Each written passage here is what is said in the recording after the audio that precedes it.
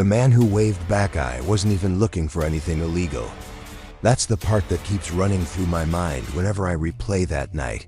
If I had been searching for something dark, something I knew I shouldn't see, then maybe this would feel like some twisted karmic punishment. But I wasn't. I was just bored. It was past midnight, and I'd been drifting through obscure corners of the internet, reading about old banned horror films. The kind that get whispered about in forums, the ones supposedly destroyed or lost because they were too disturbing. Most of it was urban legend, half-truths wrapped in internet bravado. That's when I saw the link. It wasn't flashy. Just a short post buried deep in a thread titled Banned Films Archive. The post had no replies, no likes, no context. It was a single sentence: watch banned films here. Only the real ones know. The link beneath. It wasn't a normal .com or .org. It was a long, jumbled mess of characters ending in onion, which meant it was part of the dark web. I hesitated. For maybe half a second. I wasn't a total stranger to the concept of the dark web, but I had never really gone digging before.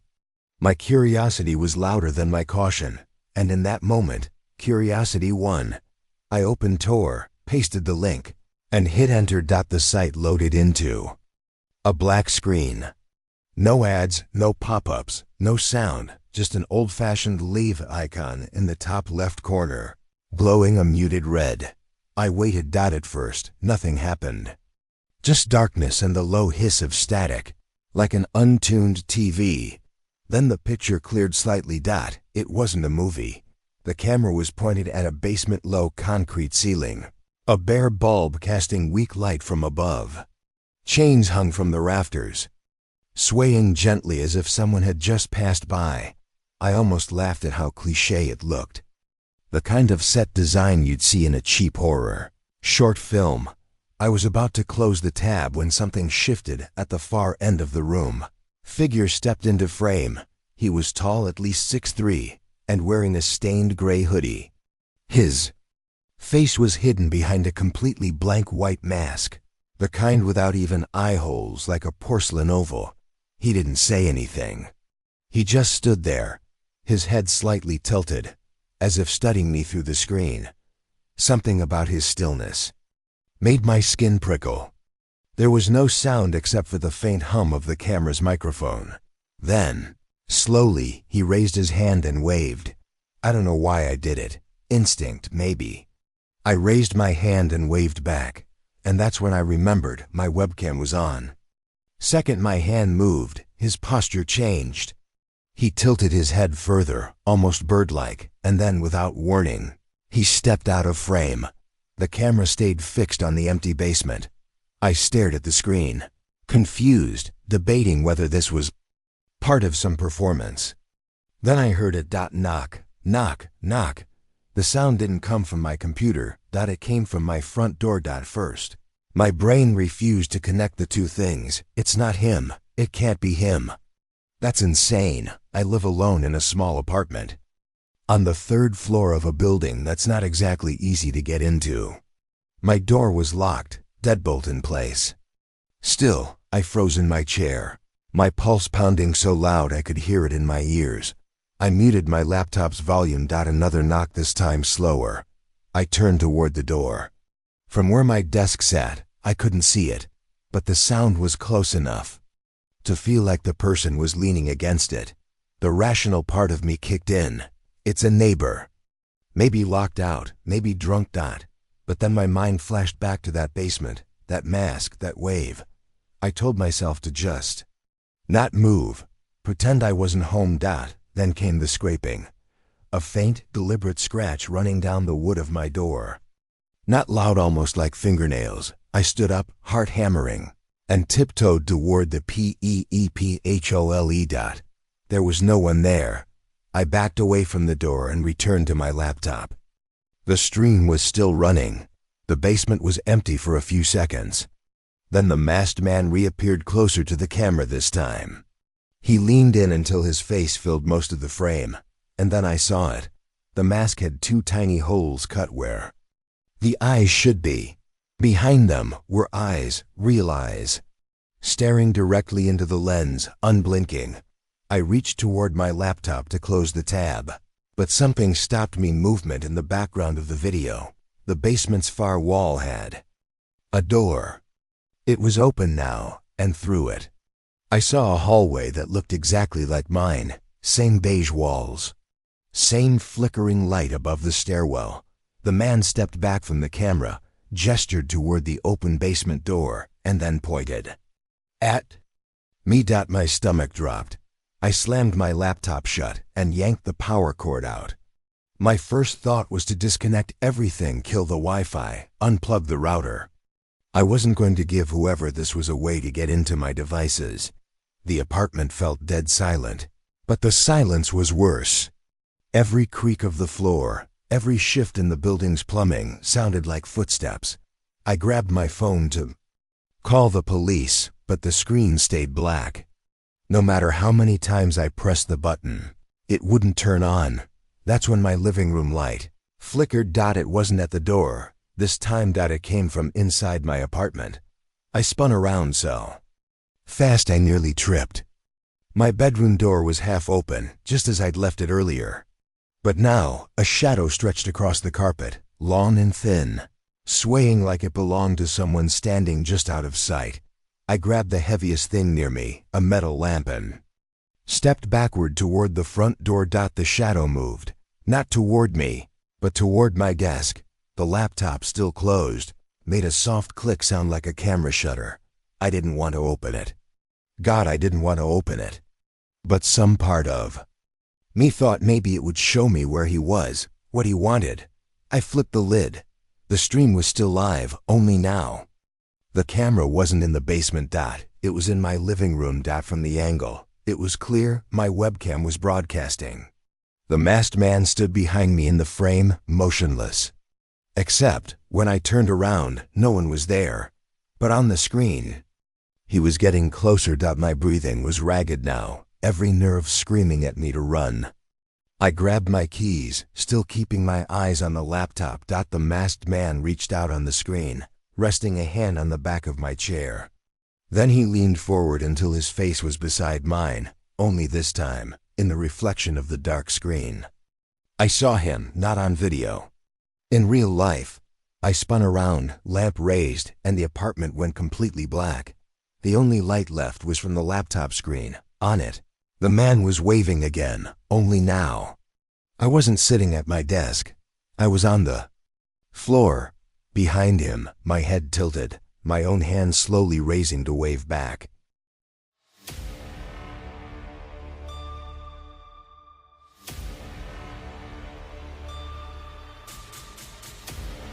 The stream changes. I stayed at the door longer than I should have.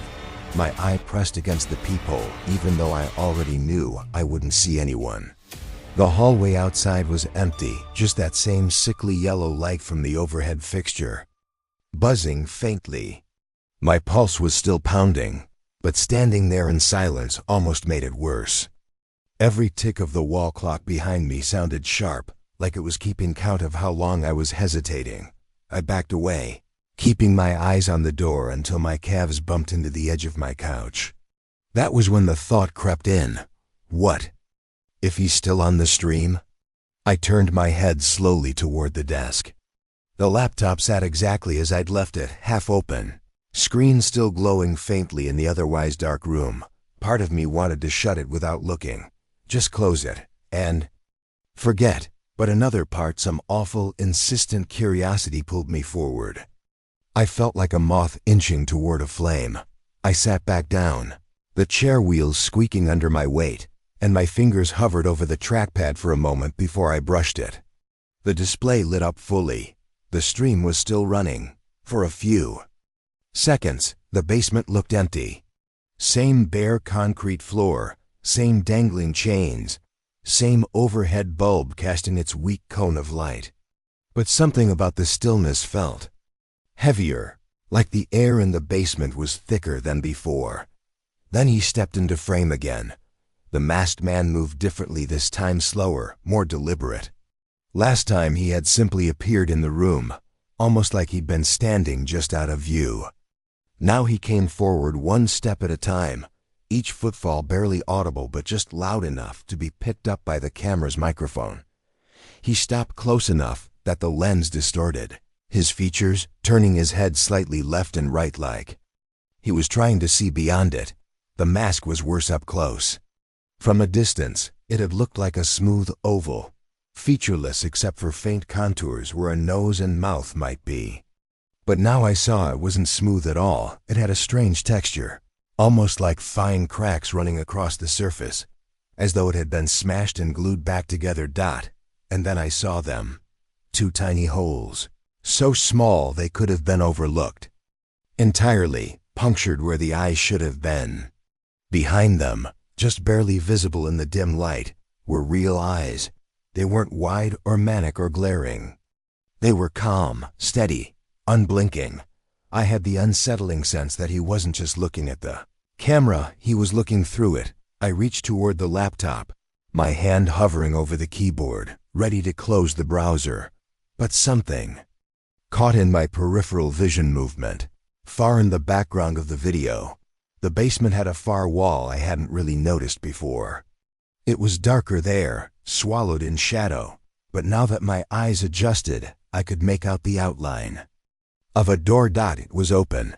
I squinted, leaning closer to the screen. At first, I thought maybe it led to another storage room or stairwell. But as the grain of the video shifted, the shapes in the background sharpened. Beyond that basement door was a hallway, not a hallway. My hallway. The same chipped beige paint on the walls. The same ugly brown carpeting. The same flickering light above the stairwell that had been broken since I moved in. I stared, my brain scrambling for a logical explanation. Maybe it was a set, a coincidence, some elaborate prank. But the longer I looked, the less possible that seemed. The masked man stepped back from the camera, his movements so smooth they felt unnatural. He gestured toward the open door, palm up like an invitation. Then, slowly, he raised his other arm and pointed directly at me. My stomach dropped so violently it felt like the floor had tilted. For a few long seconds, I couldn't move.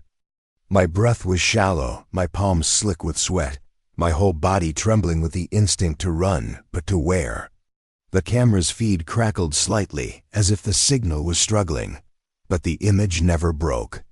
His finger remained fixed in my direction, unwavering. I swallowed hard, my mind screaming at me to close the laptop, to disconnect, to do something.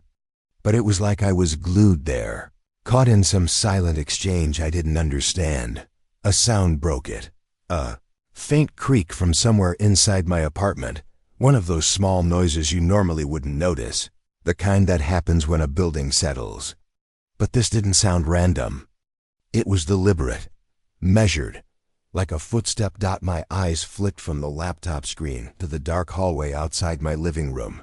The hallway in the video looked exactly the same. The masked man lowered his hand slowly, turned toward the basement door, and took one step into the hallway beyond. At that exact moment, I thought I saw movement in my hallway.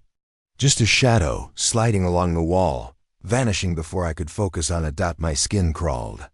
I slammed the laptop shut, the sound echoing too loudly in the small apartment, and sat there gripping the edges like it would stop whatever was happening. The silence that followed was worse than the stream.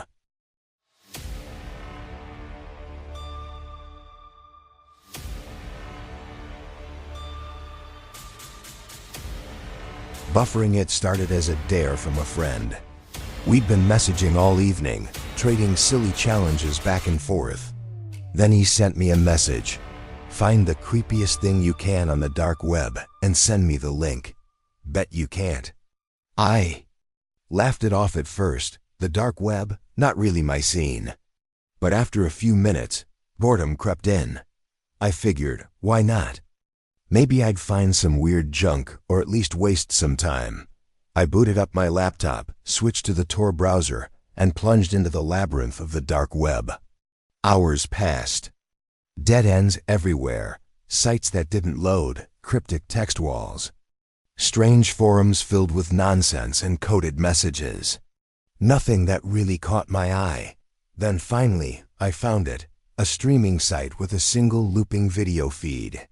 The interface was sparse, just a black background, a blinking red live icon, and a shaky video in the center. The feed showed a dimly lit bedroom. At first glance, nothing unusual. Just a lamp, a bed, a crooked painting on the wall. But the more I stared, the more familiar it felt. The lamp was exactly like the one on my bedside table. The bedspread, my bedspread, the same pattern, faded from years of use. The crooked painting was a cheap poster I'd hung crooked myself when I first moved in. I frowned. A cold knot tightening in my stomach. I leaned closer. The feed stuttered and buffeted, frames skipping, jumping forward erratically. It wasn't smooth or continuous. It was as if someone had edited together brief snippets with pieces missing in between. At first, I thought it was just a bad connection. But then the weird part started. Each time the video jumped forward, the figure in the bed changed position. Sometimes I was lying on my back, arms by my side. Sometimes curled up on my stomach, face buried in the pillow. Sometimes on my side, one hand draped over the edge of the mattress. It was me.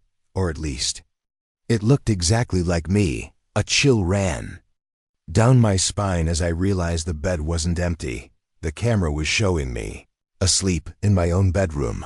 I clicked away, wanting to close the tab, but curiosity held me there. The jumps were shorter now, just seconds apart.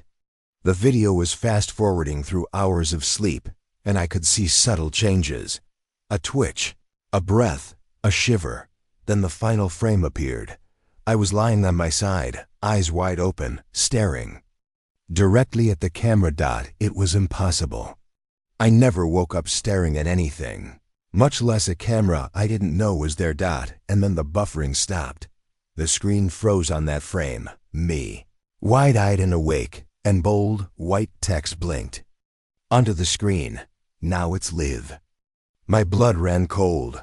I stared at the screen, mind racing. Was this some kind of sick joke? A hacked camera feed? But I live alone. No one else had a key. Suddenly, the small light beside the laptop's webcam flickered on by itself. My heart slammed against my ribs. I hadn't touched anything. The feed switched. The pre-recorded video disappeared, replaced by a live, shaky view of my own bedroom. But something was wrong. The colors were off. The shadows stretched too long, dark and unnatural. A cold draft seemed to seep from the laptop itself. I looked around the room behind me. Everything was normal. But the feed showed something else. A shadow moved in the far corner of the room, silent and slow. Then the worst moment came. The laptop screen showed a reflection. My reflection. But it wasn't me. The face was pale, almost translucent. The eyes were hollow black pits, empty of life. The mouth was frozen in a slow, twisted smile. I recoiled, pressing my hands against the desk. Behind that reflection, in the corner of my real bedroom, a tall figure stood, dark, faceless, fingers twitching as if reaching for me. I scrambled backward, heart thudding, breath short. The figure moved closer, its steps silent and deliberate. Suddenly, the screen shattered into static, a harsh buzzing filling my ears.